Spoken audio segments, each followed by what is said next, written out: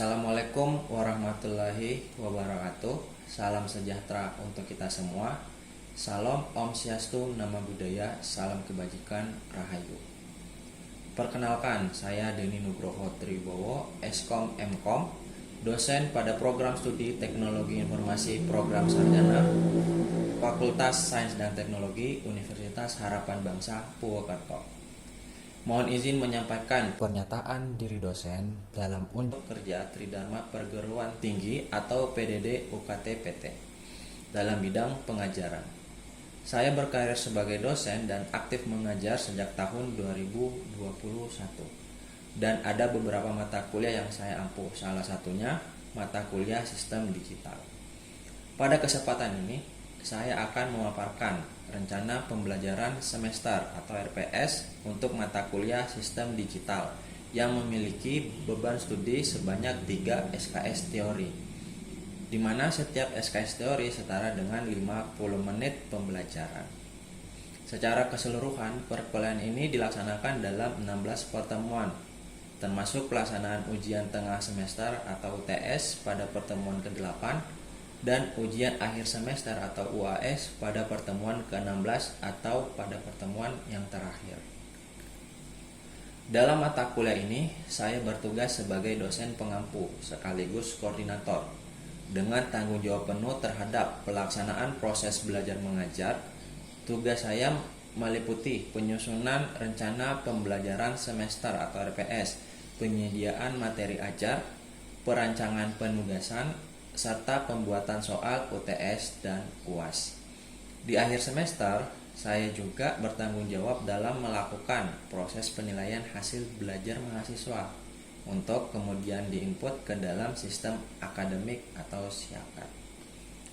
Adapun pendekatan pembelajaran yang saya terapkan menggunakan metode DIA, yaitu Delivery, Interaction, dan Assessment. Secara konsisten saya lakukan selama proses perkuliahan 1 semester.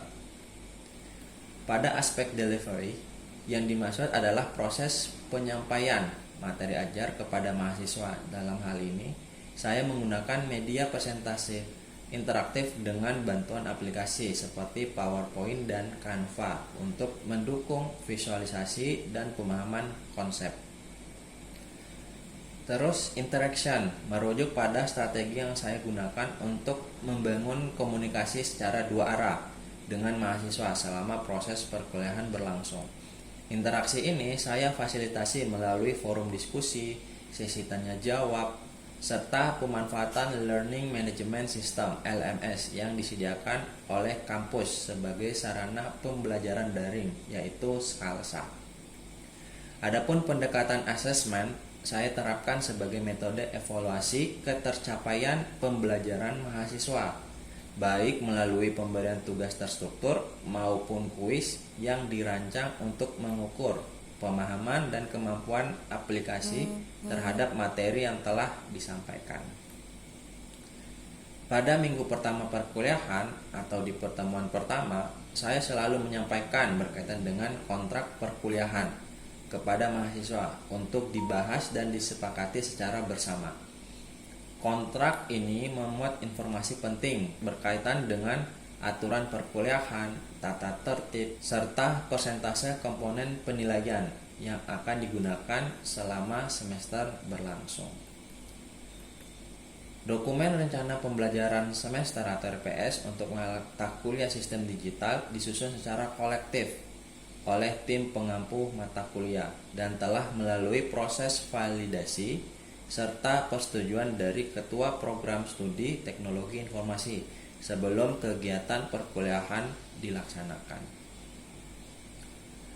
Adapun deskripsi mata kuliah Sistem Digital ini membahas prinsip dan penerapan sistem digital, mencakup sistem bilangan, gerbang logika, penyederhanaan rangkaian logika, serta implementasi rangkaian kombinasi dan sekuensial seperti flip-flop, register, pencacah, encoder, dan decoder.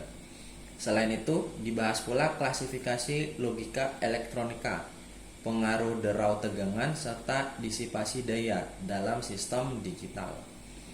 Pembelajaran dirancang berbasis analisis dan penerapan konseptual, termasuk penugasan berbasis studi kasus dan telaah literatur ilmiah untuk meningkatkan kemampuan berpikir kritis dan pemahaman transformatif mahasiswa terhadap penerapan sistem digital dalam berbagai bidang ilmu. Adapun capaian pembelajaran mata kuliah. Jadi setelah mengikuti mata kuliah ini, mahasiswa diharapkan mampu memahami dan menjelaskan konsep fundamental sistem digital seperti sistem bilangan dan logika digital, serta mampu merancang rangkaian kombinasi dan sekuensial. Mahasiswa mampu menganalisis logika, elektronika, serta memahami efek derau dan disipasi daya terhadap sistem digital. Mahasiswa diharapkan mampu mengkaji penerapan sistem digital melalui studi kasus dan telaah literatur ilmiah secara kritis dan sistematis. Dari capaian pembelajaran mata kuliah yang saya rancang agar sejalan dengan capaian pembelajaran lulusan yang dibagi menjadi 4 aspek. Yang pertama, aspek sikap, di mana menunjukkan sikap bertanggung jawab atas pekerjaan di bidang keahliannya secara mandiri. Terus yang kedua, memiliki tekad kesungguhan dalam mencapai hasil yang maksimal. Yang kedua dalam aspek pengetahuan, di mana mahasiswa mempunyai pengetahuan dalam mengembangkan algoritma atau metode yang diimplementasikan dalam perangkat lunak berbasis komputer. Yang ketiga dalam aspek keterampilan umum. Yang pertama, mampu menerapkan pemikiran logis, kritis, sistematis, dan inovatif dalam konteks pengetahuan atau implementasi ilmu pengetahuan dan atau teknologi yang memperhatikan dan menerapkan nilai humaniora yang sesuai dengan bidang keahliannya. Yang kedua, mampu menunjukkan kinerja mandiri, bermutu, dan terukur. Yang ketiga, mampu mengkaji implikasi pengembangan atau implementasi ilmu pengetahuan teknologi yang sesuai dengan keahliannya berdasarkan kaidah, tata cara, dan etika ilmiah dalam rangka menghasilkan solusi, gagasan, desain, atau kritik seni. Yang keempat, mampu mendokumentasikan, menyimpan, mengamankan, dan menemukan kembali data untuk menjamin kesahihan dan mencegah plagiasi. Yang kelima, memiliki kemampuan pengelolaan, manajerial tim, dan kerjasama, manajemen diri, mampu berkomunikasi baik lisan maupun tertulis dengan baik dan mampu melakukan presentase. Dan yang keempat atau yang terakhir dalam aspek keterampilan khusus. Jadi mampu mengaplikasikan bidang keahlian informatika dan memanfaatkan iptek dalam penyelesaian masalah serta mampu beradaptasi terhadap situasi yang dihadapi. Terus komposisi penilaian dalam mata kuliah sistem digital dibagi ke dalam beberapa komponen, yaitu ujian tengah semester, UTS, dan ujian akhir semester masing-masing memiliki bobot sebesar 25%. Tugas sebesar 25%, kuis memiliki bobot sebesar 10%, serta soft skill yang mencakup keaktifan dan tanggung jawab mahasiswa sebesar 15%. Untuk meningkatkan kualitas penilaian, saya juga menyisipkan tugas berbasis project atau project based learning, di mana mahasiswa diminta untuk merancang dan mensimulasikan sistem digital sederhana berdasarkan kasus yang nyata. Penilaian proyek ini dilakukan berdasarkan beberapa indikator seperti ketepatan isi jawaban, akurasi terhadap solusi yang diberikan, serta ketepatan waktu dalam penyelesaian tugas sesuai dengan tenggat waktu yang telah ditentukan. Sebagai dosen, saya berkomitmen untuk terus memperbaiki proses pembelajaran dan mengintegrasikan hasil penelitian ke dalam materi ajar.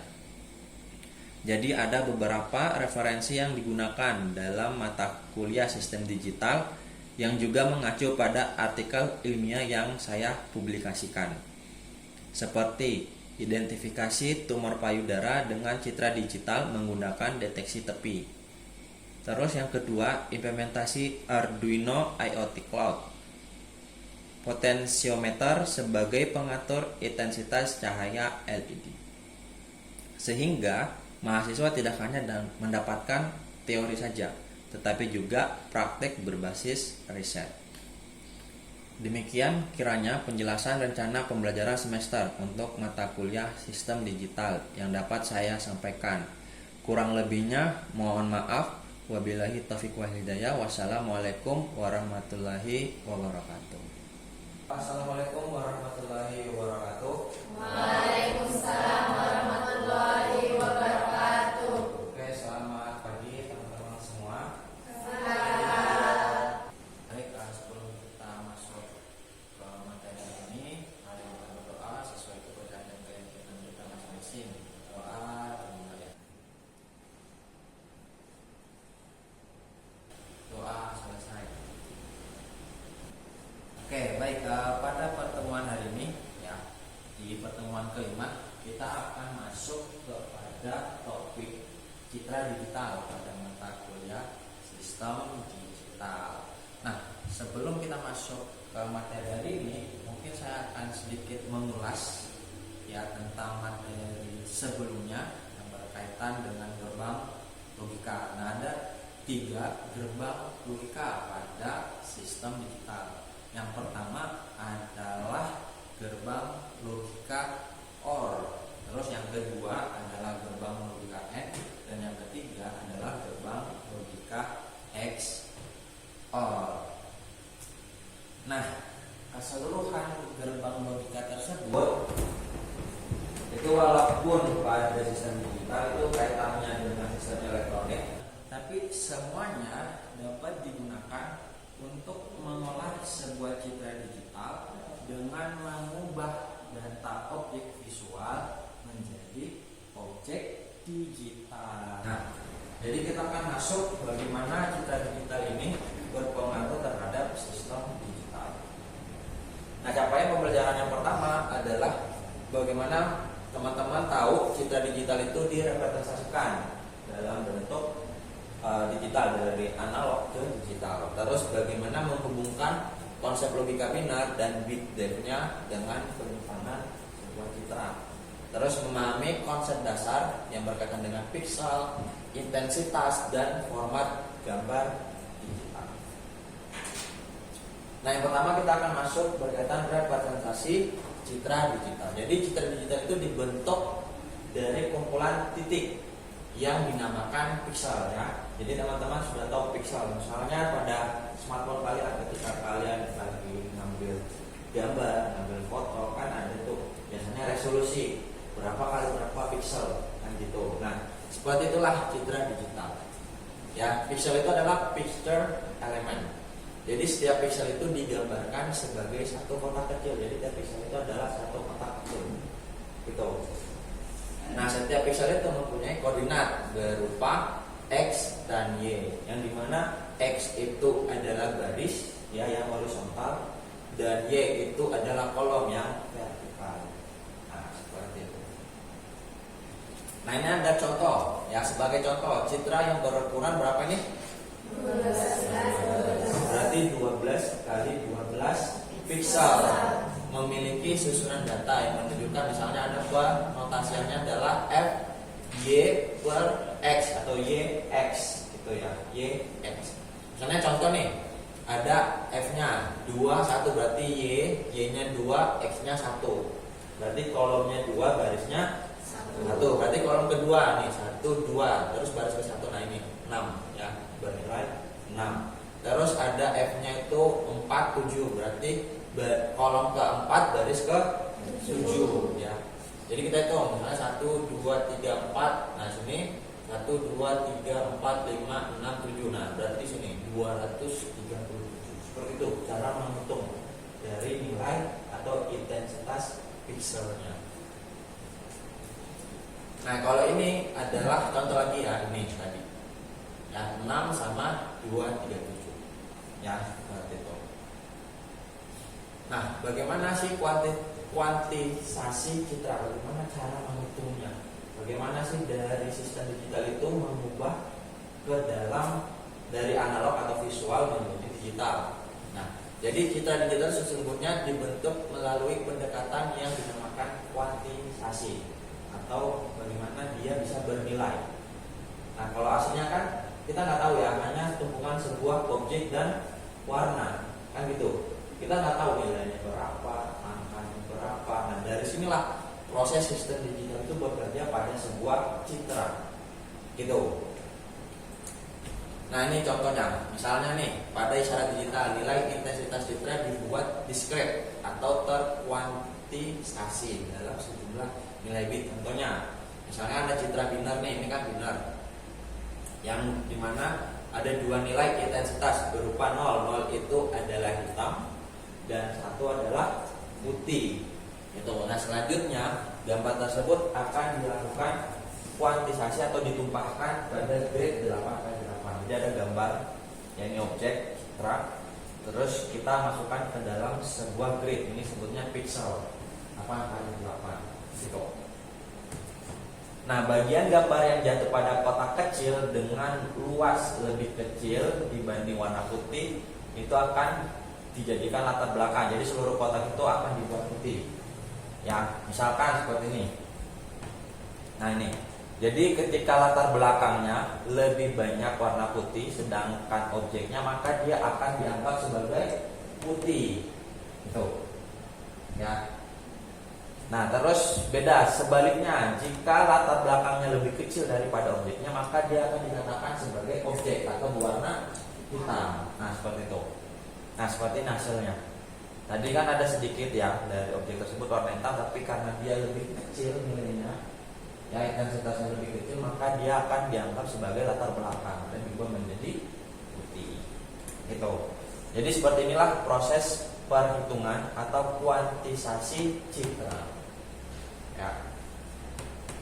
Nah, contohnya misalnya kenapa 2/1 yang kita harus tahu bit itu kan misalnya dalam 1 byte ada 8 bit. Nah, bit itu seperti ini 1, 2, 3, 4, 5, 6, 7, 8 gitu. Nah, ini adalah berupa logika nilai biner gitu ya. Ini adalah biner. Nah, misalnya dalam 1 bit, ya 1 bit cuma ini aja. Jadi ketika dia terpenuhi nilainya 1, maka dia 2/1. Hasilnya adalah 2. Karena 2/1. Nah, terus misalnya ini terpenuhi lagi 2. Jadi kan ada 2 bit. Ya, berarti 2/2. Hasilnya berapa? 4. Gitu. Dan seterusnya. Ketika 8 bit terpenuhi, maka hasilnya adalah 255 atau 256, tergantung mulainya dari mana. Kalau mulainya dari 0, dia biasanya 255. Kalau dia mulai dari 1, dia 256. Gitu. Nah, itu adalah nilai array ya. Nah, ini contohnya. Ya, ini 4 bit dengan 8 bit tidak jauh berbeda. Ya, hampir tidak sama. Gitu. Ya, nilai 4 bit dan 8 bit tidak terlalu berbeda. Tapi kalau 1 bit dan 8 bit sudah mulai ada penampakan perbedaan, kan gitu. Nah, seperti inilah. Karena 1 bit hanya mengandung nilai 2. Itu sedangkan kalau 8 bit itu sampai 255. Jadi lebih banyak nilai yang bisa terkandung di dalam. Gitu. Nah, sekarang kita akan masuk ke format citra. Gitu. Nah, kalau format citra adalah struktur atau cara bagaimana data itu disimpan dalam file digital. Nah, biasanya teman-teman tahu format citra itu dalam bentuk apa? Biasanya JPG, apalagi PNG, ada lagi nggak? Hah? Apalagi JPG, PNG,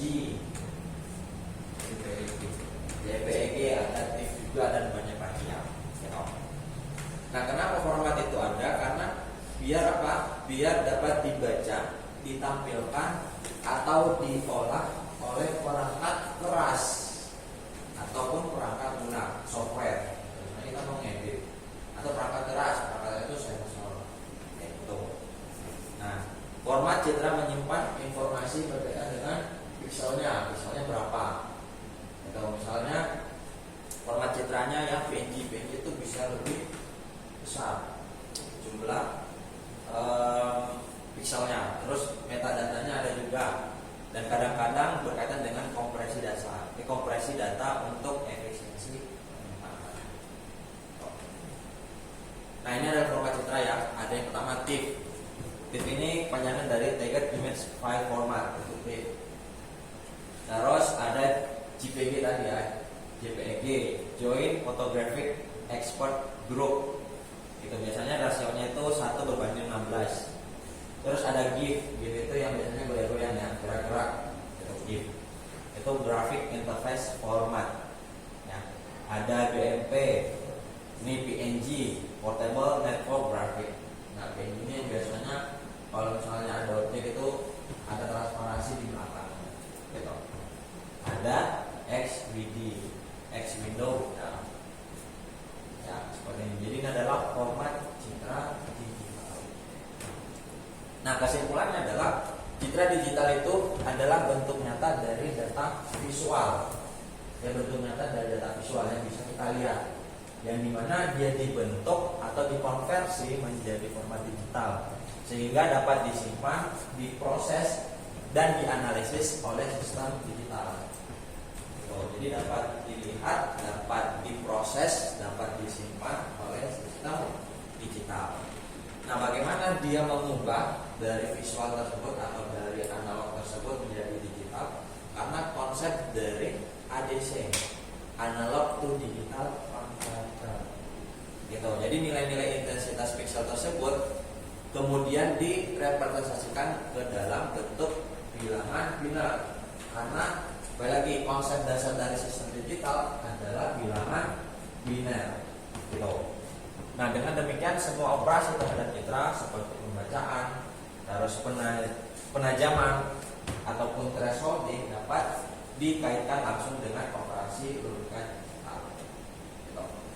Nah, kalau yang berkaitan dengan sistem digital kan itu biasanya ada gerbang logika OR atau, jadi biasanya pakai rumusnya if, gitu ya. Jika nilai ini atau nilai ini melewati dari ambang batas, maka harus menampilkan ini seperti itu gerbang logika ya dalam sistem digital yang berkaitan dengan citra digital.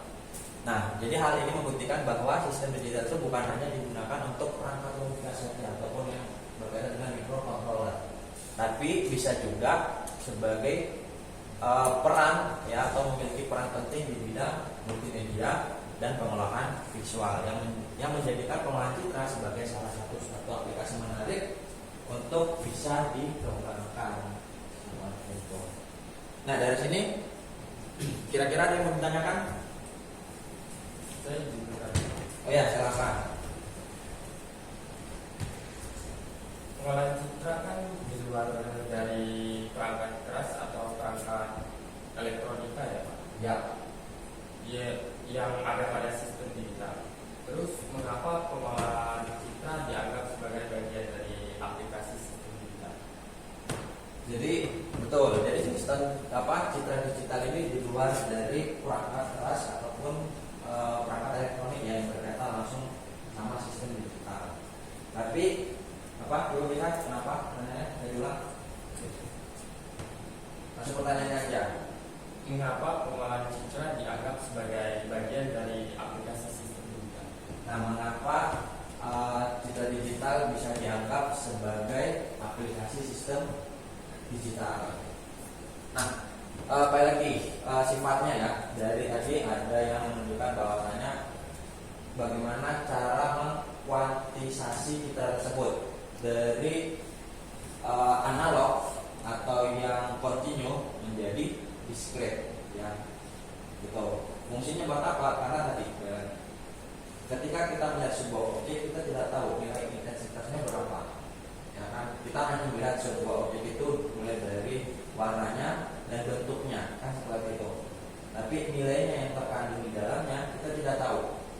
Makanya fungsi dari sistem digital itu untuk bagaimana mengkuantisasi objek tersebut menjadi sebuah nilai yang dapat diolah, diproses, lalu dianalisis. Gitu. Jadi kaitannya berkaitan dengan sistem digital adalah bagaimana objek tersebut bisa dikuantisasi. Seperti itu. Oke, ada lagi yang lain? Saya bertanya, Pak. Ya, silakan. Tadi kan Bapak menjelaskan terkait dengan kuantisasi citra ya, Pak. Ya. Yang saya ingin tanyakan, apa yang dimaksud dengan proses kuantisasi dalam citra digital? Dan kenapa proses kuantisasi penting dalam citra digital dan bagaimana kaitannya dengan sistem digital? Oke, jadi pertanyaannya mungkin hampir sama ya tadi. Bagaimana kuantisasi itu terjadi dan kenapa sistem digital itu penting atau kuantisasi itu penting dalam citra digital. Jadi bagaimana kuantisasi itu terjadi? Misalnya kita mengambil sebuah objek gambar, mungkin melalui sensor, tidak hanya HP ya, mungkin kayak sensor yang ada di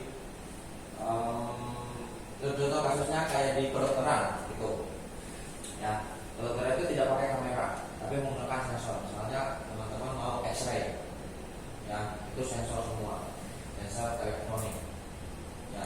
Nah dari situ didapatkan misalnya gambar tubuh kita ronsen gitu. Karena itu akan dinilai atau diubah menjadi sebuah nilai untuk bagaimana sebuah dokter mengambil diagnosa berkaitan dengan bagian tubuh kita.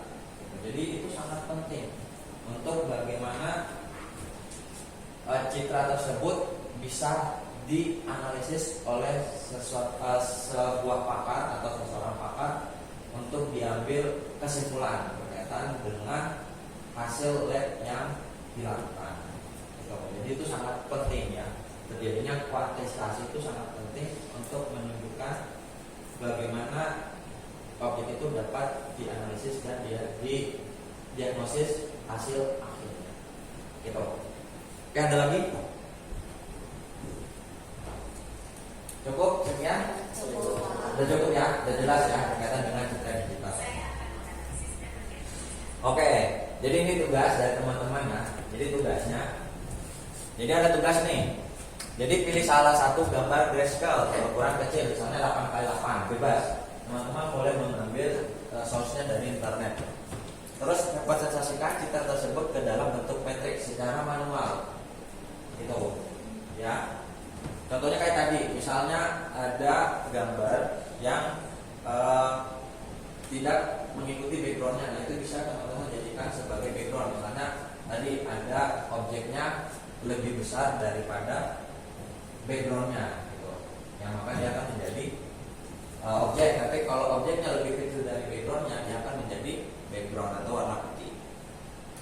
Terus tampilkan hasil sebagai citra binar, dapat digambarkan sebagai blok hitam atau putih. Nah ini akan teman-teman tulis dalam format PDF. Nah ditulis secara rapi dan dipotret lalu dikumpulkan ke dalam salsa, gitu ya. Oke. Nah ini kriteria penilaiannya.